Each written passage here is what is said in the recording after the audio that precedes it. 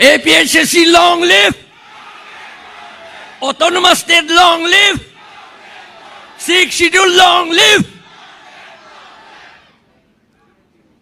Respected Rahul Gandhi, Honorable MP and Honorable LOP in Parliament,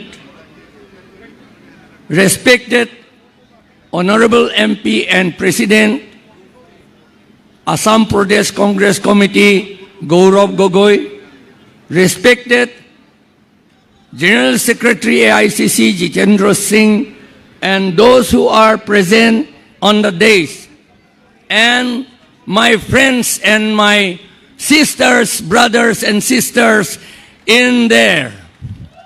Without you, we cannot hold this meeting. It is because you are here, we are able to hold the meeting. We thank you so much for coming here and encouraging us. At this time of dark hour, because of darkness created by this BJP and the RSS, we are being crushed. The business communities are also crushed, and backward communities are crushed. Tribal people are crushed. We do not want this continuance of this crushing by the BJP anymore. Ami hokolue আপোনালোকক ধন্যবাদ দিছো কাৰণ আপোনালোকে ইয়াত থাকা কাৰণে আমি এই ডাঙৰ মিটিং কৰিব পাৰিছো। আপোনালোকৰ এসিস্টেন্স, আপোনালোকৰ শুভেচ্ছাৰে আমি এই ইলেকশ্যনটো জিকিম।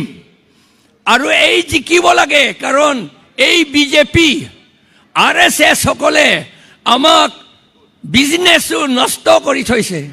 আমাৰ ট্ৰাইবেল মানুহবিলাকক, শিডিউল ট্ৰাইব সকলক, বেকৱাৰ্ড কমিউনিটি সকলক আমাক ক্ৰাছ কৰিছে তেওঁলোকে।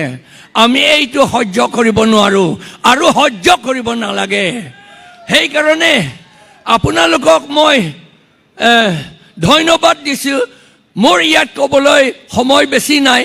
আমি ধন্যবাদ দিছো ৰাহুল গান্ধী তেওঁ অহাৰ কাৰণে, আৰু গৌৰৱ গগৈ আমাৰ ওচৰত অহাৰ কাৰণে, আৰু AICC general secretary Jitendra Singh তেওঁলোকে আমাৰ ওচৰত অহাৰ, আমাৰ লগত থকা কাৰণে আমি সাহস পাইছো।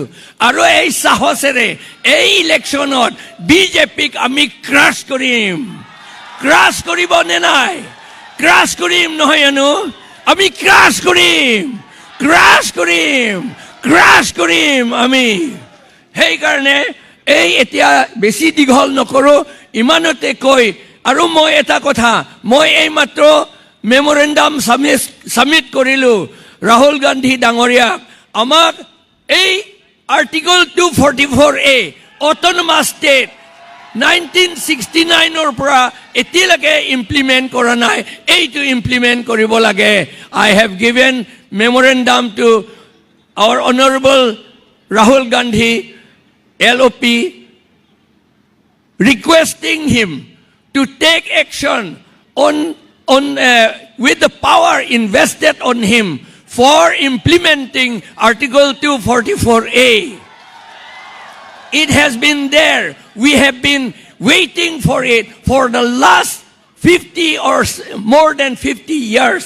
We hope that with the coming of the alliance partner in the government, we shall be able to implement this Article 244A. With these few words, I thank you. মই আপোনালোকক সকলোকে ধন্যবাদ দি মোৰ কথাখিনি ইমানতে সামৰিলোঁ। ধন্যবাদ।